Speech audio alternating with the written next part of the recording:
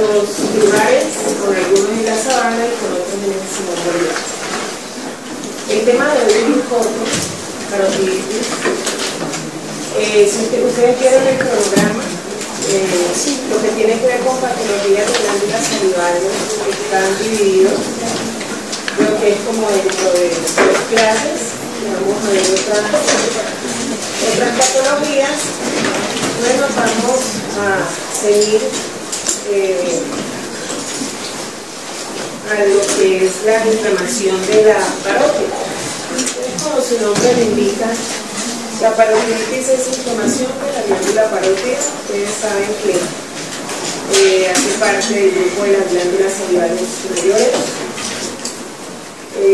Por su localización es de vital importancia que sepan el tema, porque cuando no es manejado, estas complicaciones pueden ser mortales, ya que está ubicada también en el cuello. Y al diseminarse compromete ciertas fascias que comprometen la vía aérea, ¿no? Entonces, generalidades, sabemos que puede ser aguda y crónica. Los virus y bacterias participan mucho en este tipo de patología. Vamos a dividir este tema en 2, relacionado con la frecuencia. Entonces vemos que hay virales agudas y bacterianas agudas. Con respecto a la viral aguda, la más frecuente es el virus de paramyxovirus. Actualmente no hay muchos casos debido a la vacuna, ¿cierto? Pero este es el más común. También puede haber un compromiso de parótida por otro virus, que vamos a ver más adelante. Es muy frecuente en niños entre 4 y 6 años, preescolares obviamente. Tiene un periodo de incubación entre 14 y 21 días, periodo en el cual es contagiosa. Las manifestaciones clínicas, como está aquí, vemos que hay tumefacción bilateral a nivel de la localización de la parótida. ¿Recuerda alguna localización exacta?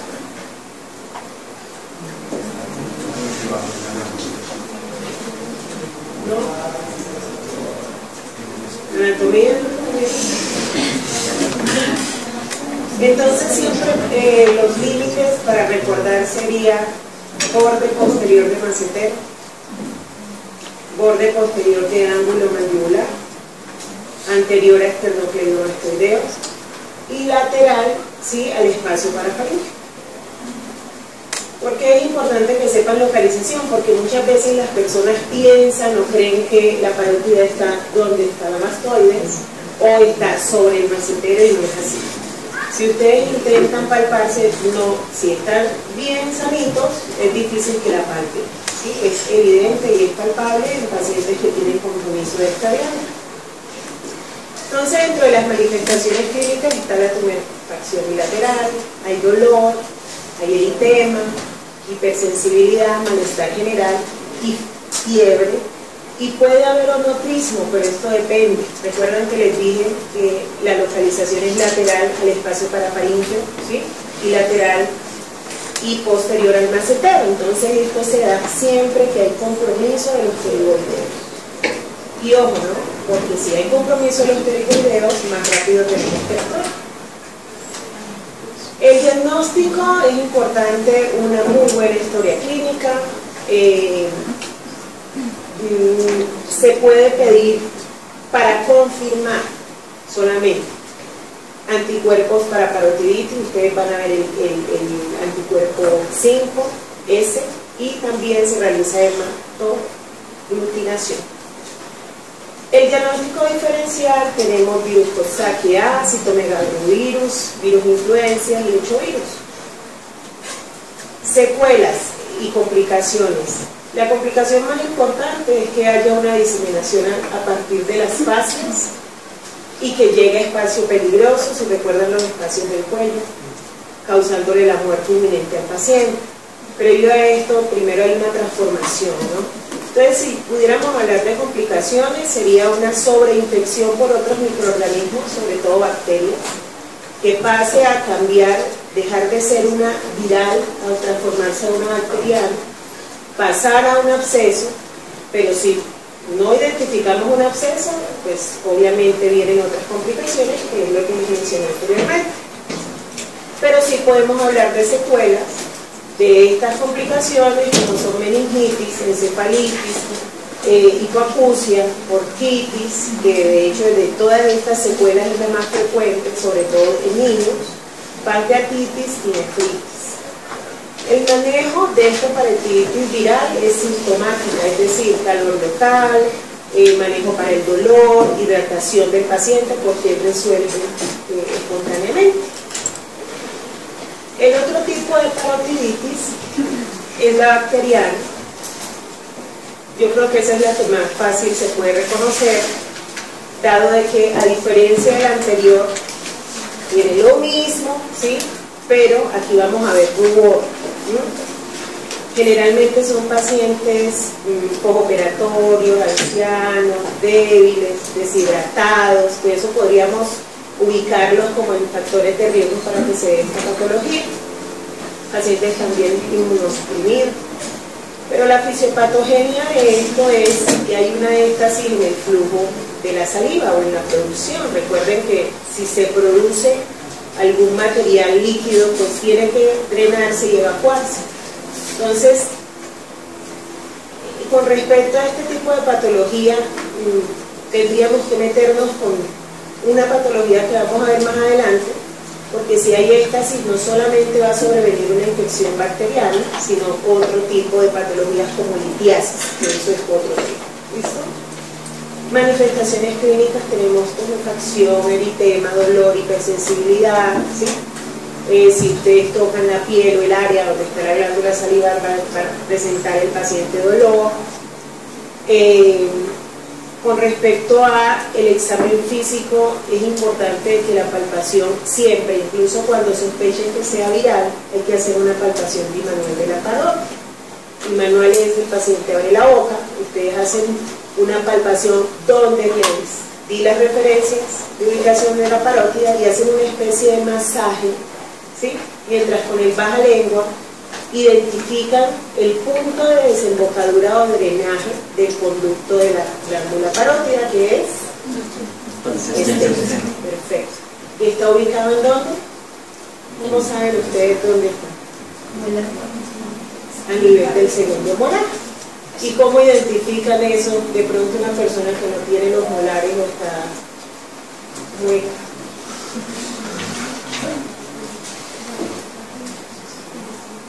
Porque tiene su valvulita. Todos ustedes, por favor, con su lengua, intenten ubicar una especie de, perdónenme el término, ¿no? Como petita que hay en la mejilla.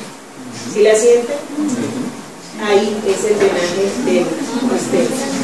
¿Listo? Entonces ustedes hacen un masaje y ahí en ese sitio van a observar cómo hay un drenaje purulento. Perfecto. Sea viral o no, porque recuerden que los virales pueden tener infección agregada, que es la bacteriana. El crismo, lo mismo, ¿no? Cuando un paciente ya tiene un crismo, ya otra cosa y sospechen, un absceso y sospechen algún tipo de complicación de la parotiditis y fiebre. Los agentes causales frecuentes, auris, neumonía, influenza, también se pueden encontrar Klebsiella, Enterobacter, Pseudomonas y el tratamiento, como habíamos hablado, si la causa generalmente es éstasis, es algo similar también a lo que vamos a ver en la próxima clase. Entonces, si la causa es, por ejemplo, deshidratación, el paciente hay que hidratarlo, masajes frecuentes, cialogongos, que es todo lo ácido, todo lo cítrico, lo salado, todo lo que pueda estimular la producción de saliva en el tratamiento de elección para este paciente. Antimicrobianos, sobre todo los penicilinatos resistentes, y mucha hidratación y mucha higiene oral. Ahora, ojo con esta parte. Se supone que el paciente entre 24 y 48 horas tiene que mejorar la sintomatología. Si esto no pasa, pues ya tenemos que sospechar de un absceso, que a diferencia de encontrar un área tumefacta, ¿sí? Encontramos algo más fluctuante, el paciente puede estar febril sin resolver, el tratamiento ya cambiaría porque no sería solamente medicamento, sino que ya pasaría a que nosotros hiciéramos un drenaje y dependiendo, ¿no? Del tipo de drenaje y el tipo de compromiso. Aquí nos ayudamos mucho de lo que son imágenes diagnósticas. Un TAC es indicativo de esto, no solamente para determinar que tenga un absceso, porque evidentemente lo van a percibir, sino para identificar lo que son complicaciones. También se puede biopsiar, generalmente pues es más fácil un poco hacer la TAC. Si observamos que si hay el absceso, se hace como por guiado por TAC, una biopsia por aspiración con aguja fina. Hay otro tipo de inflamaciones de parótida, o yo no diría otro tipo, son las mismas, pero están asociadas a ciertas patologías. A mí me gustaría que tocáramos ese tema en la próxima clase. ¿Listo? ¿Alguna pregunta?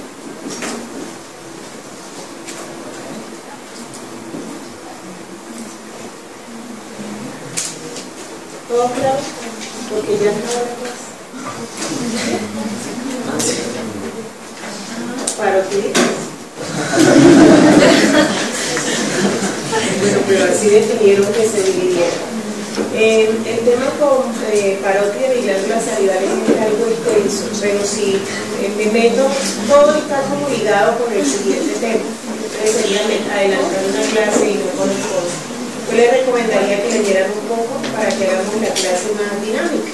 Participen y también pregunten, porque estoy segura que cuando vayan a su casa no habrán preguntas. Doctora, digamos en este caso, si ya el paciente no se pone en general, le iniciamos el antibiótico, entonces y que otros medios físicos podemos usar para mejorar la enfermedad. No, los dialogamos, la hidratación y remitir. Si sospechamos un absceso, sí. Sí, porque ustedes ni pueden aspirarse. Si recuerdan la anatomía, yo les voy a pedir por favor, cada vez que tengan clases, al menos conmigo, de pronto no lean el tema, pero sí necesito que lean anatomía, porque es la única forma de que entiendan y se ubiquen y la hagamos dinámica. Las clases conmigo son de otra forma, pero en fin. Recuerda que el trayecto del facial extratemporal es parótida. Entonces ustedes no pueden hacer funciones ni hacer drenaje, no porque se le tiran a cada paciente. Entonces lo ideal es diálogo, hidratación, calor local y antibióticos.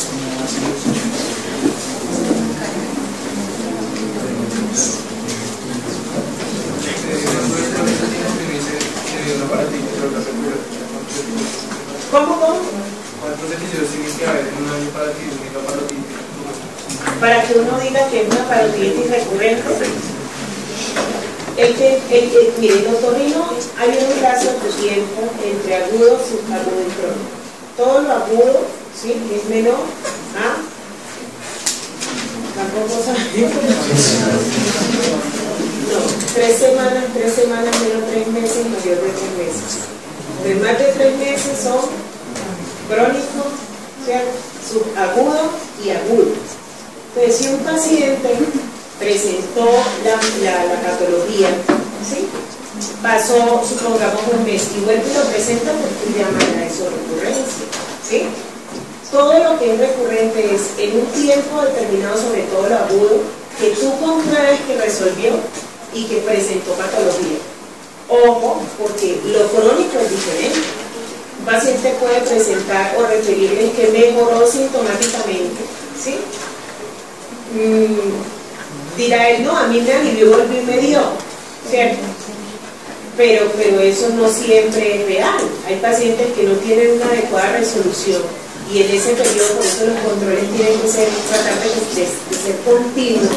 Ustedes le hacen el examen y ven todavía hallazgos clínicos de que no ha resuelto completamente. Entonces, si el paciente resuelve completamente, que ustedes no vean indurado, no haya dolor, no haya fiebre, le piden un cuadro mágico, una PCR, BSG y están normales, quiere decir que sí mejoró, y si volvió a presentarlo, pues está haciendo una catástrofe. La glándula parótida, ustedes saben que hace parte del grupo de las glándulas salivales superiores. por su localización es de vital importancia que sepan el tema, porque cuando no es manejado, estas complicaciones pueden ser mortales.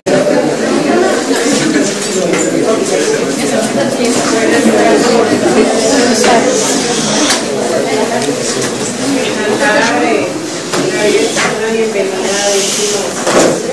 Mi nombre es Luis Molina, nos vamos a ver los lugares, con algunos en la Sabana y con otros en el Simón Bolívar. El tema de hoy es muy corto, parotiditis. Si ustedes vieron el cronograma, lo que tiene que ver con patologías de glándulas salivales están divididos. Creo que es como dentro de 2 clases. Vamos a ver otras patologías. Bueno, vamos a seguir a lo que es la inflamación de la parótida. Como su nombre lo indica, la parotiditis es inflamación, ya que está ubicada también en el cuello. Y al diseminarse compromete ciertas fascias que comprometen la vía aérea. Entonces, generalidades, sabemos que puede ser algo de crónico,